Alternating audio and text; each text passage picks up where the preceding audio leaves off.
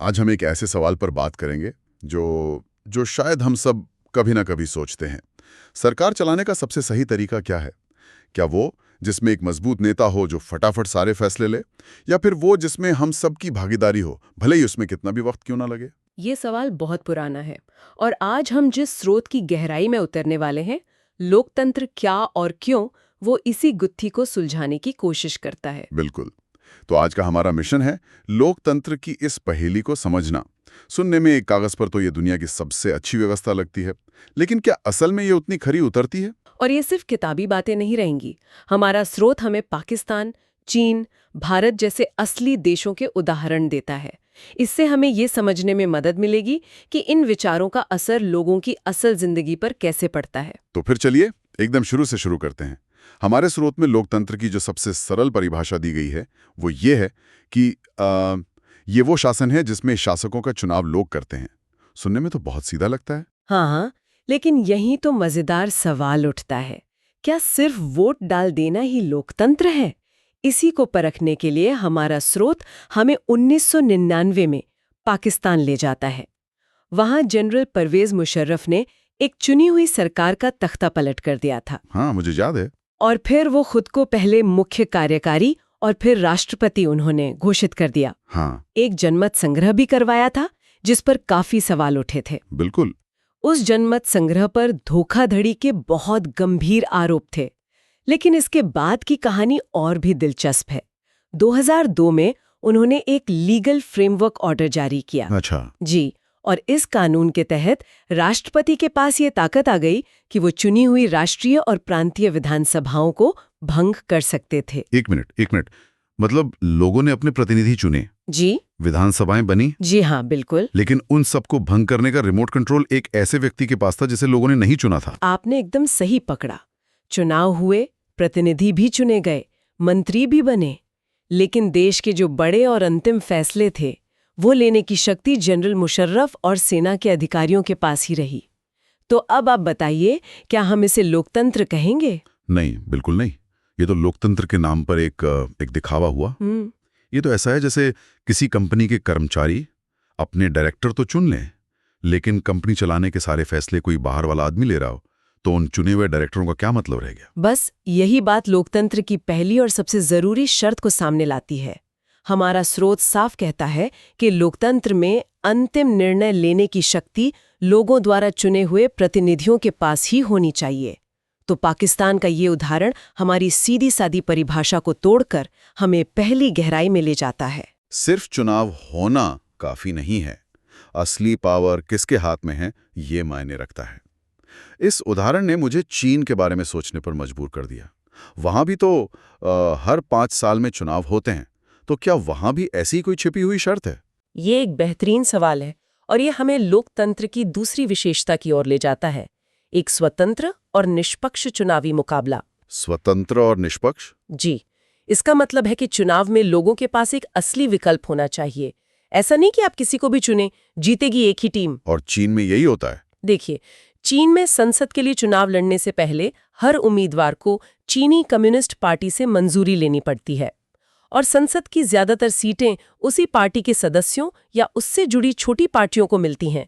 नतीजा ये है कि सरकार हमेशा कम्युनिस्ट पार्टी की ही बनती है। तो ये तो ऐसा हुआ जैसे आप एक आइसक्रीम की दुकान पर जाएं और दुकानदार कहे कि आप कोई भी फ्लेवर चुन सकते हैं, बस शर्त ये है कि वो वनीला होना चाहिए। हाँ बिल्कुल सही उपमा है। इसे विकल्प तो नहीं कह सकते। बिल्कुल, जब लोगों के पास सत्ताधारी पार्टी को हराने का कोई वास्तविक विकल्प ही ना हो, तो उस चुनाव को निष्पक्ष नहीं माना जा सकता। तो दूसरी शर्त हुई असली विकल्प का होना। समझ गया।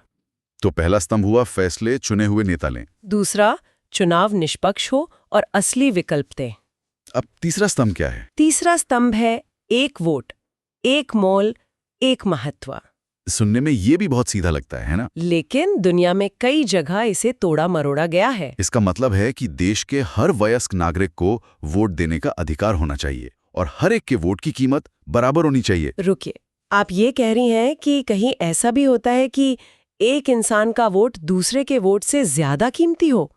ये तो बहुत ही अजीब और अन्यायपूर्ण लगता है। हाँ, और स्रोत हमें इसके असली उदाहरण देता है। जैसे कुछ साल पहले तक सऊदी अरब ने महिलाओं को वोट देने का अधिकार ही नहीं था। अच्छा, और फिजी की चुनाव प्रणाली तो और भी अनोखी थी। हाँ। वहाँ के जो मूल निवासी हैं, उनके वोट का मूल्य भारतीय मूल के फिजी नागरिक के वोट से ज्यादा था। ये दोनों ही लोकतंत्र के इस बुनियादी सिद्धांत के खिलाफ हैं। वाह, मतलब ये 4 स्तंभ तो किसी इमारत की नींव की तरह लगते हैं। अगर एक भी कमजोर हुआ तो पूरी इमारत ढह जाएगी। ये बहुत साफ तरीके से समझाता है कि क्यों कई देश लोकतांत्रिक कहलाने के बावजूद असल में वैसे हैं नहीं। तो चौथा और आखिरी स्तंभ क्या है? चौथा और शायद सबसे महत्वपूर्ण स्तंभ है कानून का राज और अधिकारों का आदर।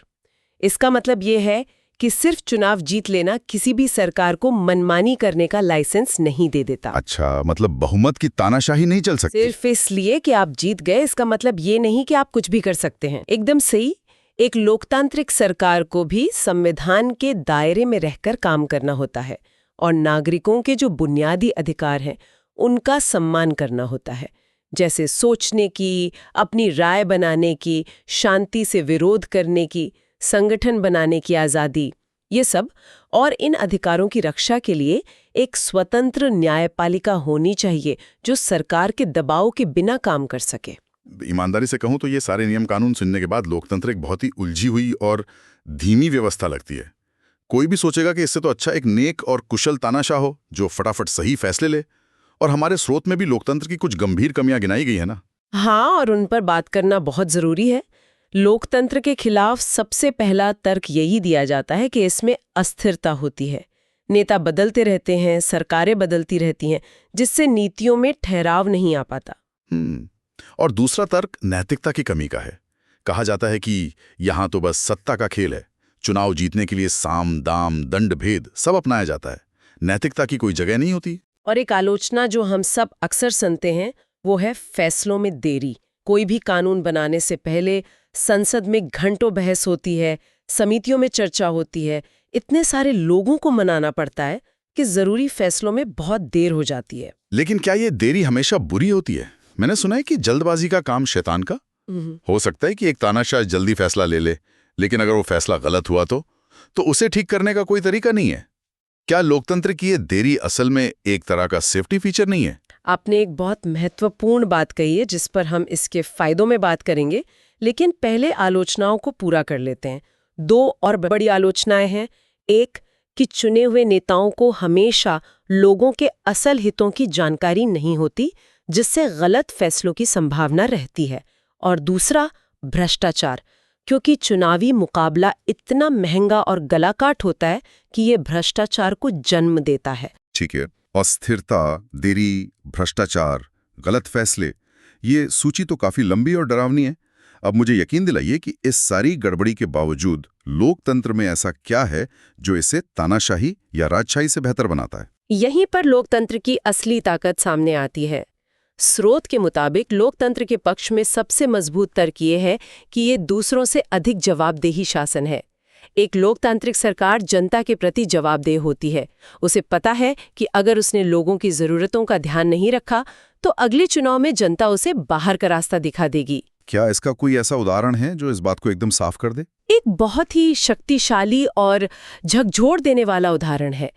1958 से 1961 के बीच चीन में इतिहास का सबसे भयानक अकाल पड़ा। कहा जाता है कि इसमें करीब 3 करोड़ लोग मारे गए थे।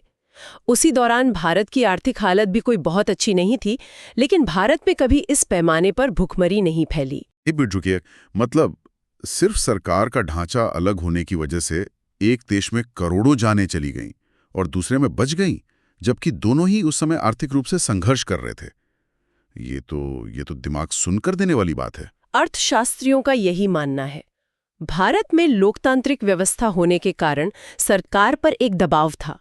यहाँ एक आजाद मीडिया था जिसने भुखमरी की खबरें छापी, विपक्षी दल थे जिन्होंने संसद में सरकार की आलोचना की।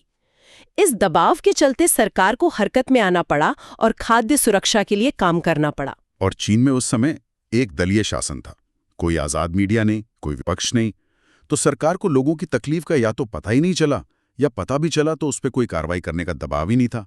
वाह, ये लोकतंत्र का सिर्फ एक फायदा नहीं, ये तो जीवन और मृत्यु का अंतर बन गया। ये कोई राजनीतिक सिद्धांत नहीं, ये तो एक सर्वाइवल मैकेनिज्म है। आपने इसे बहुत सही तरीके से समझा है।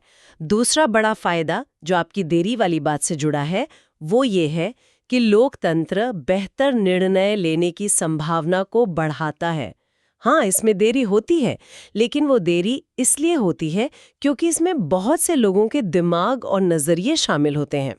जब इतने सारे लोग किसी मुद्दे पर चर्चा करते हैं तो उस फैसले की खामियां और जोखिम सामने आ जाते हैं। नतीजा ये होता है कि भले ही समय ज्यादा लगे, फैसला ज्यादा मजबूत और बेहतर होता है। और ये नागरिकों को कैसा महसूस कराता है? ये हमें तीसरे बड़े तर्क की ओर ले जाता है। लोकतंत्र नागरिकों का सम्मान करता है। ये राजनीतिक समानता के सिद्धांत पर टिका है। इसमें सबसे गरीब और अनपढ़ व्यक्ति को भी वही दर्जा हासिल है जो देश के सबसे अमीर और पढ़े लिखे व्यक्ति को है, एक वोट का अधिकार। ये लोगों को सिर्फ प्रजा नहीं बनाता, बल्कि उन्हें शासक होने का एहसास कराता है। ये उनके आत्मसम्मान को बढ़ाता है। और शायद इसकी सबसे बड़ी खूबी, जिसका जिक्र आपने पहले भी किया था, हाँ, अपनी गलती सुधारने का अवसर। देखिए, लोकतंत्र इस बात की गारंटी नहीं देता कि उसमें कोई गलती नहीं होगी। सरकारें गलत फैसले ले सकती हैं, लेकिन लोकतंत्र में उन गलतियों को कालीन के नीचे छुपाया नहीं जा सकता। उन पर सार्वजनिक बहस होती है, मीडिया में चर्चा होती है और उन्हें सुधारने की गुंजाइश हमेशा बनी रहती है। और अगर सरकार अपनी गलती मानने से इनकार कर दे तो जनता के पास सबसे बड़ा हथियार है, वो शासकों को ही बदल सकती है। इसका सबसे क्लासिक उदाहरण भारत में 1975 में लगी इमरजेंसी है। सरकार ने एक फैसला लिया जिसे बहुत से लोगों ने गलत माना। जब 1977 में चुनाव हुए तो जनता ने अपने वोट से उस फैसले के खिलाफ अपना मत दिया और सरकार बदल दी। लोकतंत्र में एक तरह का रीसेट बटन होता है जो जनता के हाथ में होता है। ये ताकत किसी तानाशाह या राजा के शासन में नहीं मिलती। तो हमने ये समझा कि लोकतंत्र सिर्फ वोटिंग नहीं है, ये एक जटिल मशीन है जिसमें कई सेफ्टी फीचर लगे हुए हैं ताकि पावर का गलत इस्तेमाल ना हो। पर क्या ये सब सिर्फ सरकार चलाने तक ही सीमित है या इसका कोई और भी बड़ा मतलब है? बिल्कुल। स्रोत हमें आखिर में इसके व्यापक अर्थ पर सोचने के लिए मजबूर करता है। लोकतंत्र सिर्फ एक सरकारी प्रणाली नहीं है, बल्कि यह एक सिद्धांत है, फैसला लेने का एक तरीका है जिसे हम अपनी जिंदगी की किसी भी हिस्से में अपना सकते हैं। मतलब घर में, ऑफिस में, दोस्तों के बीच में, ये कैसे काम करेगा? इसे एक परिवार के उदाहरण से समझिए। मान लीजिए घर में फैसला लेना है कि छुट्टियों में कहाँ जाना है। एक तरीका है कि घर का मुखिया अकेले तय कर ले और सबको बता दे। ये एक तानाशाही तरीका है। दूसरा तरीका है कि सब लोग साथ बैठें, अपनी अपनी पसंद बताएं और फिर आपसी सहमति से कोई फैसला लें। ये दूसरा तरीका ही लोकतांत्रिक तरीका है। मतलब ये सिर्फ राजनीति नहीं, बल्कि भागीदारी, सम्मान और चर्चा का एक सिद्धांत है। एकदम सही। और सच तो ये है कि दुनिया का कोई भी देश एक आदर्श लोकतंत्र नहीं है। लोकतंत्र एक आदर्श है, एक मंजिल है, जिसे पाने के लिए हर समाज और हर देश लगातार कोशिश कर रहा है। और यह कोशिश सिर्फ नेताओं या सरकारों के भरोसे सफल नहीं हो सकती।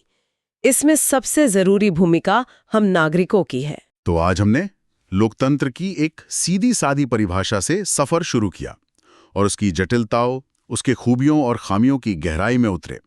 और हमने ये भी समझा कि ये सिर्फ एक सरकारी ढांचा नहीं, बल्कि एक विचार है, एक आदर्श है, जिसे हमें अपनी रोजमर्रा की जिंदगी में भी जीना होता है। बिल्कुल। और आखिर में एक सवाल छोड़ा जा सकता है जिस पर सोचा जाए। स्रोत इस बात पर जोर देता है कि एक आदर्श लोकतंत्र में हर नागरिक को निर्णय लेने की प्रक्रिया में बराबर का भागीदार होना चाहिए। तो सोचने वाली बात यह है कि क्या नागरिकता एक ऐसा खेल है जिसे हम हर 5 साल में एक बार वोट डालकर देख लेते हैं, या फिर एक जागरूक और सक्रिय नागरिक होना एक रोज का काम है जो हमारी गली, हमारे मोहल्ले और हमारे घर से शुरू होता है।